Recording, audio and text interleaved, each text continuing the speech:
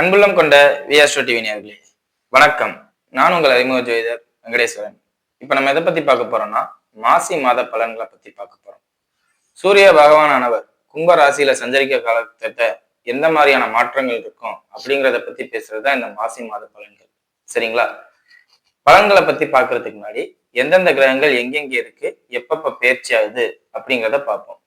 சூரிய பகவான், புதன் பகவான், ராகு பகவான், இவங்க 4 பேருமே, சுக்கிரன் பகவான் உட்பட இவங்க 4 பேருமே கும்பராசியில தான் இருக்காரு. சனி பகவான் மீனராசியில இருக்காரு. சுக்கிர பகவானானவர் மாசி மாதம் 17ஆம் தேதிக்கு பின் மீனராசிக்கு சஞ்சரிக்கிறார். அதே மாதிரி குரு பகவான் மிதுன ராசியில இருக்கார். மாசி மாசம் 23, அதாவது கடைசி காலகட்டத்துல வக்ர நிவர்த்தி அடைகிறார். சரிங்களா? அதே மாதிரி சிம்மத்துல கேதுவும் மகரத்தில் செவ்வாயும் இருக்கிறார்கள். அதே மாதிரி செவ்வாய் பகவானும் மாசி மாசம் 11ஆம் தேதிக்கு பின் கும்பத்துக்குள்ள வந்துடுறாரு. அப்ப 5 கிரகங்கள் ஒரு குறிப்பிட்ட ஒரு 10 நாளைக்கு கும்பத்துல இருக்கு. இப்படி நடக்கிறதுனால எந்த மாதிரியான மாற்றங்கள் இருக்கும்? இது உலக ரீதியா பார்த்தோம்னா வர்த்தகம் தொடர்பான விஷயங்கள் நிறைய நடக்கும். குறிப்பா ராகுவோட அனைத்து கிரகங்களும் சேர்றதுனால பூமிக்கு அடியில் கிடைக்கக்கூடிய விலை உயர்ந்த கற்களாக இருக்கட்டும், இல்ல ஆயில் சொல்லக்கூடிய பெட்ரோல் சம்பந்தப்பட்ட அமைப்புகளாக இருக்கட்டும், இல்லாட்டி வேற ஏதாவது மொத்தத்துல பூமி ஆழமான இடத்துல கிடைக்கக்கூடிய விஷயங்கள்ல இந்த நடக்கக்கூடிய விஷயங்களுக்குரிய வர்த்தகங்கள் மிகப்பெரிய லெவல்ல பேசும் பொருளாகவோ இல்ல மாற்றத்துக்குரிய சடன் இன்க்ரீஸ், அதாவது ஒன்னும் திடீர்னு விலை உயரும், இல்லாட்டி திடீர்னு விலை குறையும். அதாவது இப்ப பெட்ரோல் 100 ரூபாய்க்கு போயிட்டு இருக்குன்னா பெட்ரோல் திடீர்னு 45 ரூபா 50, இதெல்லாம் நடக்காது, சாத்தியக்கூறு இல்லை.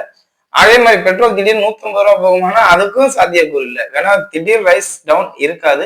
பட் ஆனா கோச்சார ரீதியா இந்த மாதிரி 5 கிரகங்கள் சேரும் போதுல ஏற்றத்தாழ்வு, அதாவது திடீர் மாற்றம், இந்த பூமிக்கு அடியில் கிடைக்கக்கூடிய விலை உயர்ந்த பொருட்கள்ல ஏதோ ஒண்ணு. இப்ப தங்கமும் பூமிக்கு அடியில தான் கிடைக்குது. திடீர்னு போன மாசம் பார்த்தோம்னா சர்ன்னு ஏறுனுச்சு. அந்த மாதிரி ஏதாவது சர்ன்னு ஏறுற மாதிரி ஏதோ ஒண்ணு பூமிக்கு அடியில கிடைக்கக்கூடிய விஷயங்கள்ல மாற்றம் இருக்கும். விலை உயரும், விலை குறையும், வர்த்தக ரீதியான பொருட்கள்ல நடக்கும் அப்படிங்கிறது இது உலக ரீதியா. இப்ப 12 ராசிகளுக்கும் இந்த ராகுவோட எல்லா கிரகங்களும் சேர்றதுனால, அதாவது அனைத்து ராசி அதிபர்களும் ராகுவோட சேர்றாங்க.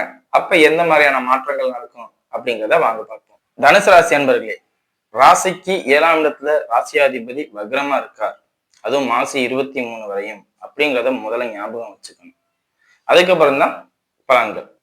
ஏன்னா 3ஆம் இடத்துல இத்தனை கிரகங்கள் சேர்றதே துணிச்சல், தைரியம், வேகம், தன்னால் முடியாத விஷயத்தை கூட முடியும் அப்படின்னு நம்ப வைக்கிறது அப்படிங்கிற ஒரு அமைப்பு. இப்ப பொதுவா ஒரு 10 கிலோ கல்ல நம்மளால தூக்க முடியாதுங்கிற மாதிரி ஒரு உதாரணத்துக்கு, ஒரு 50 கிலோ கல்ல நம்மளால தூக்க முடியாதுங்கிறது ஒரு உதாரணத்துக்கு. அதையும் நம்மளால முடியும் அப்படின்னு சொல்லி தூக்கிடுவீங்க. தூக்க மாட்டீங்கன்னு சொல்ல. ஏன்னா 3ஆம் இடத்துல இத்தனை கிரகங்கள் சேரும்போது 50 கிலோ கல்ல தூக்குறது பெரிய விஷயமா இருக்காது. ஆனால் ராசியாதிபதி வக்ரமானனால தூக்கி போட்டதுக்கு அப்புறம் உடம்புல எங்கேயாவது பிடிச்சுக்கும் அப்படிங்கிற அமைப்பு. சோ இந்த காலகட்டத்துல உங்களால செய்ய முடியாது அப்படின்னு நான் சொல்லவே இல்லை. செய்ய முடியும், எப்பேற்பட்ட காரியத்தையும் செய்ய முடியும். ஆனால் செஞ்சு முடிச்சதுக்கு அப்புறம் அந்த வேலையை பண்றதுக்கு ஏதாவது ஒரு மற்றவங்களுக்கு யாருக்கும் பாதிக்காது, உங்களுக்கு பாதிக்கும். உடல் பாதிப்பு அப்படிங்கிற அமைப்பு. சோ 23ஆம் தேதிக்கு அப்புறம் எல்லாம் நல்லா இருக்குமான்னு கேட்டா நல்லா இருக்கும். 23ஆம் தேதிக்கு அப்புறம் ஒரு 7 நாள் 3ஆம் இடத்துல இத்தனை கிரகங்கள் இருக்கு. அப்ப யாராலையும் செய்ய முடியாத காரியங்களை உங்களால் செய்து முடிக்க முடியும் 23ஆம் தேதிக்கு பின் அப்படிங்கிறதுல எந்த மாற்றமும் இல்லை அப்படிங்கிறத சொல்லலாம். சரிங்களா? அதே மாதிரி உங்களுக்கு இந்த காலகட்டத்துல லெட்டரு சம்பந்தப்பட்ட, அதாவது ஒரு போஸ்ட்மேனோட பிரச்சனை, இல்ல போஸ்ட் வராததுனால ப்ராப்ளம். அதே மாதிரி மொபைல் சம்பந்தப்பட்ட அமைப்புகள் உடையிறது, இல்லாட்டி புதுசா வாங்குறது. அதே மாதிரி உடன் பிறந்த சகோதர சகோதரிகள்கிட்ட தேவையில்லாத வாக்குவாதம் பண்ணிட்டு அப்புறம் காம்ப்ரமைஸ் பண்ணிக்கிறது, இல்ல ஏற்கனவே நடந்த பிரச்சனைக்கு இப்ப காம்ப்ரமைஸ் பண்ணிக்கிறது. பூமி சம்பந்தப்பட்ட அமைப்புகள்ல விரயம் பண்றது. அதாவது எப்படின்னா, புதுசா சொத்து வாங்குறதுக்காண்டி பணத்தை கொடுத்து வாங்குவீங்க. இல்ல எப்பயோ வாங்கி கொடுத்த சொத்து இன்னைக்கு பல மதிப்பு போய் நமக்கு பெரிய லெவல்ல லாபத்தை கொடுக்குது அப்படிங்கிற அமைப்பு இந்த காலகட்டத்துல இருக்கு அப்படிங்கிறத சொல்லலாம். சோ இந்த அமைப்பானது உங்களுக்கு ப்ராஃபிட்டபிளா தான் இருக்குமே ஒழிய நெகட்டிவா இருக்காது. முக்கியமா யாரும் செய்ய முடியாத காரியத்தை நீங்கள் செய்து முடிப்பீர்கள் அப்படிங்கிறது தான் இந்த காலகட்டத்தோட உண்மையான பலனே. இப்ப இது யாருக்கு ரொம்ப நல்லா இருக்குன்னு பார்த்தா, போலீஸ் அதிகாரிகளாக இருக்கிறவங்களுக்கு யாராலையும் பிடிக்க முடியாத கிரிமினல் கேசஸை கூட, முடிக்க முடியாத கேசஸை கூட நீங்க முடிச்சிருவீங்க. பிடிக்க முடியாத ஆட்கள், முடிக்க முடியாத பிரச்சனைகள் எல்லாமே உங்களால சரி பண்ண முடியும் அப்படிங்கறத சொல்லலாம். அதே மாதிரி இந்த கட்ட பஞ்சாயத்து இந்த மாதிரி இருப்பாங்க பாத்தீங்களா, அவங்களுமே இந்த காலகட்டத்துல நிறைய பிரச்சனைகளை ஹேண்டில் பண்ணி சரி பண்ணி சமாளிச்சு ஜெயிச்சு கொடுத்துருவீங்க. அதாவது நீங்க யார் பக்கம் நிக்கணும், இதனால உங்களுக்கு பேர் கிடைக்கும், பேரும் கிடைக்கும், சன்மானமும் கிடைக்கும். இந்த மாதிரி விஷயங்கள்லாம் நல்லா இருக்கும் அப்படிங்கிறத சொல்லலாம். இது இவங்களுக்கு தான். அதே மாதிரி இந்த காலகட்டத்துல கும்பராசி பெண் தனுசு ராசி பெண்கள் கும்பத்துல இத்தனை கிரகங்கள் சேர்ந்து இருக்கிறதுனால மாசமா இருந்தா 7வது மாசமோ 8வது மாசமோ 9வது மாசமோ இந்த 3 மாசத்துல இருந்தீங்கன்னா குழந்தை கொடி சுற்றுவதற்கு வாய்ப்பு அதிகம். சில பிறக்கும் குழந்தை கொடி சுத்தி பிறக்கிறதுக்கு வாய்ப்பு அதிகம்.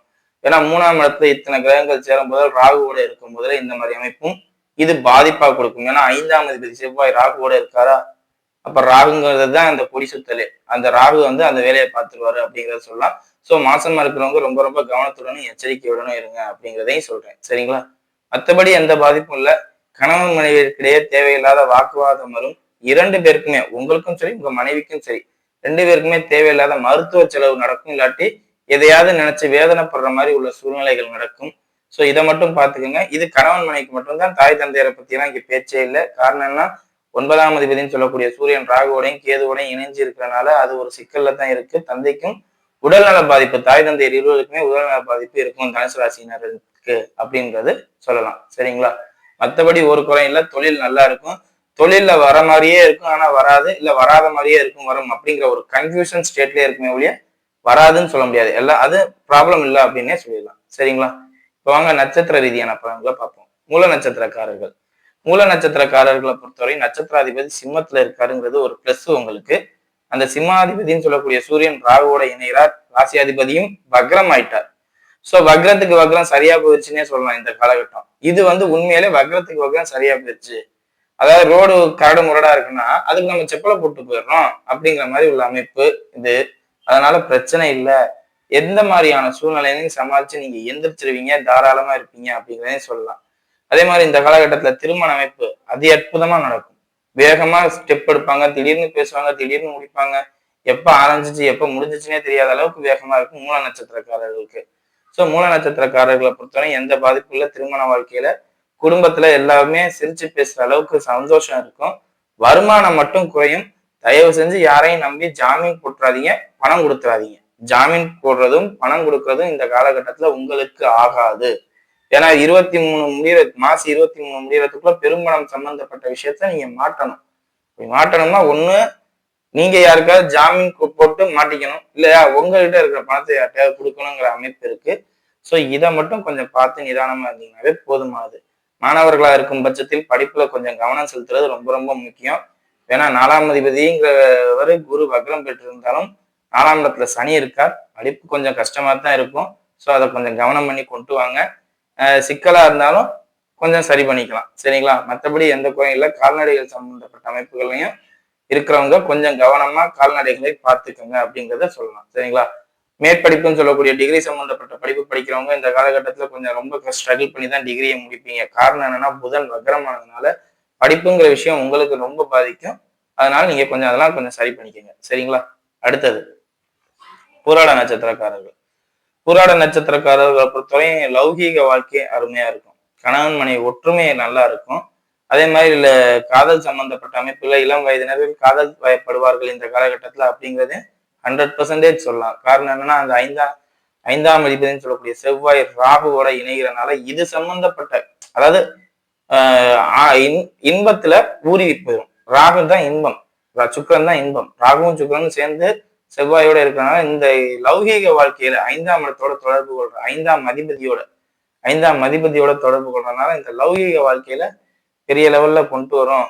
அதனால இந்த காலகட்டத்துல திருமணமானவர்களுக்கு இது சரி. திருமணம் ஆகாதவர்களாக இருக்கும் பட்சத்தில் பெற்றோர்கள் ஏதாவது இந்த மாதிரி லவ் இந்த மாதிரி சொன்னாங்க, பெற்றோர்கள்ட்ட இந்த மாதிரி சொல்லிடுங்க, ஓப்பன் பண்ணுங்க. அப்பா அம்மாவோட நமக்கு நல்லது நினைக்கிறவங்க யாருமே இல்லை, சொல்லுவாங்க அப்படி இப்படின்ட்டு. பட் அதை நீங்க நம்ப வேண்டாம்.